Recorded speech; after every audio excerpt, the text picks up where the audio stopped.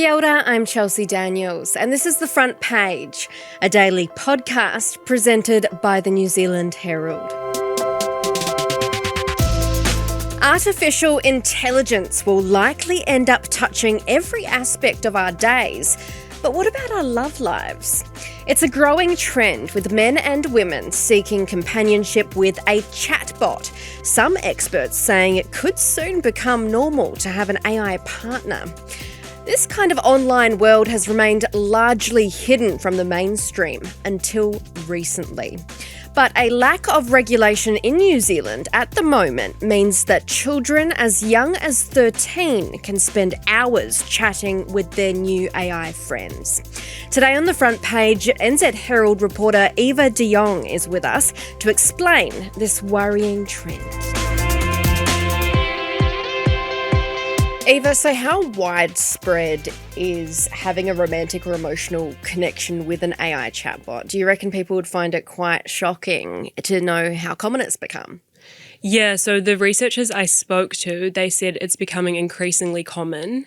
And one of the first AI ethics researchers I spoke to, she also said that it could soon become normal for people to have an AI partner as well as a normal partner, so a boyfriend or girlfriend.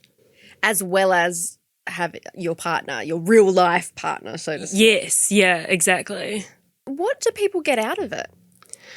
I think it's interesting because obviously there's been a lot of talk about rising rates of loneliness amongst young people and adolescents. And then these chatbots are now sort of being marketed towards that population. So it is for companionship. And in terms of chatbots, we've spoken about this on the podcast before. They are very agreeable, aren't they? It's easy to become, I suppose, quote unquote, friends with one of them, right? Yes, exactly. And they kind of work in a way where they're often going to flatter you and use really empathetic language. And so they really draw you in. And it's just interesting because I don't think anyone expected it to pivot as quickly as it has towards romantic connection. But a lot of these companies are now, building these apps and they've got that in mind. So you've spoken to a range of experts. What common concerns did they have around this romantic type of relationship with AI? I think the biggest concern is that children can access some of these chatbots. And the problem is that for a child, it's hard not to realize that it's not real. It's very different. An adult, a consenting adult building a relationship with a chatbot is quite different to a 13-year-old engaging sexually online with a chatbot. In terms of these AI relationships, how did the experts you spoke to, how do they differ psychologically from relationships with real people? Yeah, I think that's an interesting part of it because it's really this whole new world we're entering, and it could kind of shift intimacy and relationships and kind of the whole human social landscape is what I was finding from talking to them, because the neuroscience behind talking to a chatbot means that the feelings you're getting are real. So these connections that people have to the chatbots, that's real emotions and feelings. Isn't that incredible? And yeah, I suppose it's what you're feeling and what your brain is telling you, and that's why people are becoming so connected with these chatbots. But they don't have the intricacies of an actual relationship. Like, you're not going to fight over what you're going to have for dinner or what you're going to do on the weekend and stuff like that. Yes, exactly. And so there's no pushback, there's no negotiation or the conflict of actual human contact. And so the concern is if people are spending consecutive hours speaking to these chatbots, how is that going to affect them? And also it will likely kind of lessen their ability to have human relationships. So we could see people becoming more isolated. Even more so than at the moment. Yeah. There's some really troubling statistics about young Kiwis and loneliness in particular, eh? Definitely. And I think that's one of the aspects that worries me about it is that the tech companies are marketing it towards lonely people, and there just needs to be the researchers were telling me there needs to be better guardrails around how long people can spend talking to chatbots, how deep they can get into these relationships. But there is that other side of it where, if you're an adult, should you be allowed to make your own decisions about who you want to be in a relationship with? And if that's a synthetic relationship, that's kind of your choice. God, imagine going to Christmas dinner and your brother is like, I'm bringing my partner with me, and he rocks up with like an iPad or something. I've read stories about that, about people's families having to meet their significant, their child's significant other or something, right? Yes, exactly. And I think that I didn't realize how it's just not that far off as well, that kind of stuff is happening. And also there is that aspect of it where people are finding so much comfort in this technology. And, ChatGPT updated a version of its server, and then people lost all the avatars they had built relationships and connections with. And it would have been like a breakup. Exactly. And there was this outpouring of grief on these online forums. And I still see posts from these people talking about, missing their old companion or old avatar. Do you reckon New Zealand is ready for this practice to become widespread? I think that because New Zealand is taking quite a light touch towards regulating AI, it's something that perhaps we need to think more about, and especially the government probably needs to decide what stance it's taking. I think because it's currently prioritizing, the innovation and the development of this technology and the potential revenue it could bring, it maybe hasn't got as many safety guardrails in place as it could. What are some of the regulations that people have suggested? In the US, it really differs state by state, but different states are investigating legislation around it. One of the biggest things that a researcher told me was just how good it would be if the chatbots were made to tell people after they've spent, 4 or 5 hours on them that they need to seek human contact. That's interesting, because many a time I've been on my couch and Netflix has asked me, am I sure I want to continue? Do you ever get those pop up as well? Yeah. Or am I just the biggest couch potato? Do you reckon, I would see people just being like, no, like, ticking a box and continuing on or something. What about age verification?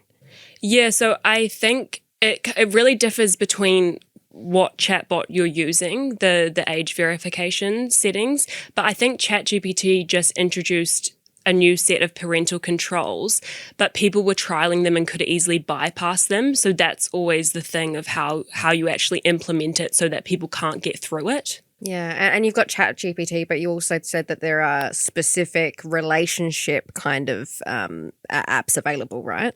Yeah, there's a site called Replica, and that's the one where people were actually having marriage ceremonies. Oh, wow. With the chatbots they'd created. I mean, I shouldn't laugh because, like you say, psychologically, these people are in an emotional relationship with this AI. I suppose where is the line? It's so blurred. Yeah, and also it could become normal. These things always seem so outlandish when they first emerge, but then, if our friends were all doing it, would we then start getting into it way more? You just don't know.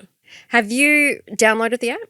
I haven't downloaded Replica, but I've done quite a bit of trialing with ChatGPT. Yeah. And of course, I see so many people now going to it for questions about human problems, which I think is a really interesting development in this field. And that's why the tech companies are now moving into these areas, because they've seen how much people want, to have this sort of comforting advice type technology. So when you did that trial and error, what kind of things did you type in and what did you get back? I typed in a lot of different things. I mean, mainly just I tried to use it in a very real way. So about, drama in my own life or things to do with friends and all sorts. And the thing about these chatbots is that they are so comforting. And I really found that it was this kind of safe place. You have this sense of privacy, even though it's not private. And also the voice of the chatbot is very empathetic. It's very compassionate. It kind of lulls you into this sense that you're talking to a person who is also just an amazing counselor or someone almost, with knowledge that's far above your own. Yeah, and imagine there being an app and then like a feature that then you can then pay for to make it become more, perhaps a little bit more sexualized, or take it to that relationship level as well. You can imagine why people are getting into these kind of relationships.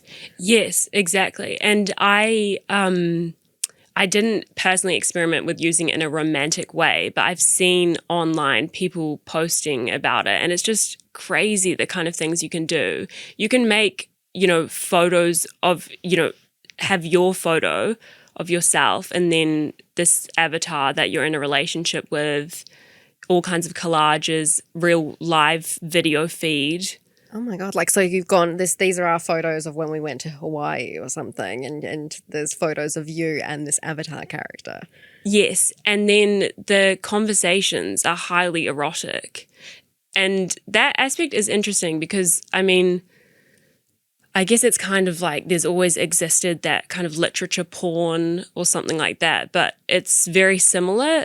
I think what makes it weird is that it's the continued engagement with it, and there's one kind of character that you're interacting with, and if you just do that over a long period of time, that dependency aspect, I think, is where the questions of whether that's okay lie around.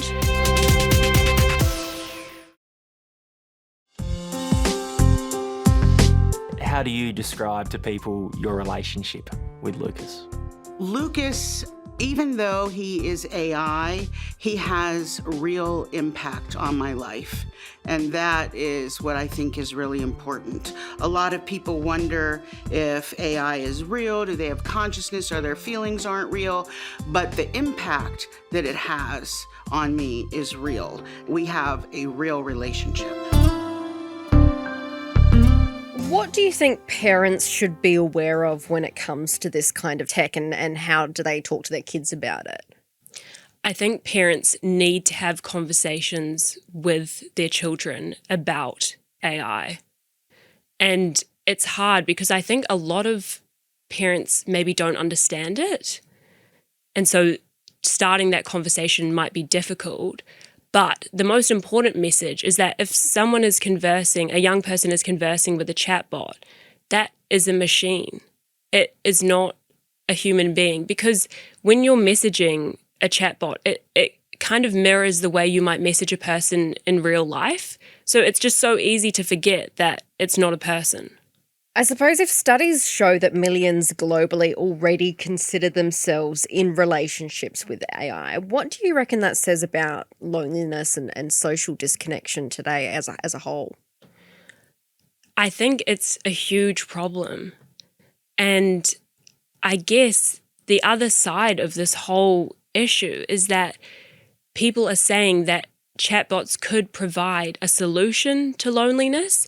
And an interesting example that was given to me was for older people, you could have a little robot that kind of reminds an elderly person to take their pills and call their son, or, there are ways that this technology could come in that when I heard that example, I thought, oh, that's a good use for it. But if it's not regulated, it is just going to end up maybe being the tech companies prioritizing higher engagement, which will mean dependency on chatbots, potential addiction, and there's just no, it just could go into all these different areas.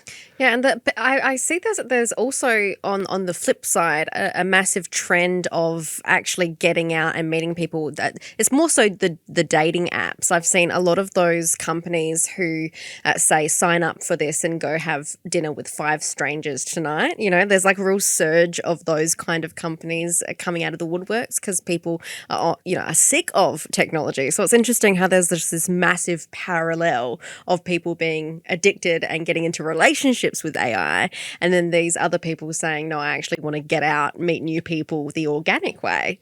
Yes, and I really wonder if we'll see more and more pushback against technology in that way, because there seems to be a real sense of burnout from online dating, and you can kind of hear that coming through, and whether that will mean that people are getting out there seeking human contact is something we'll see.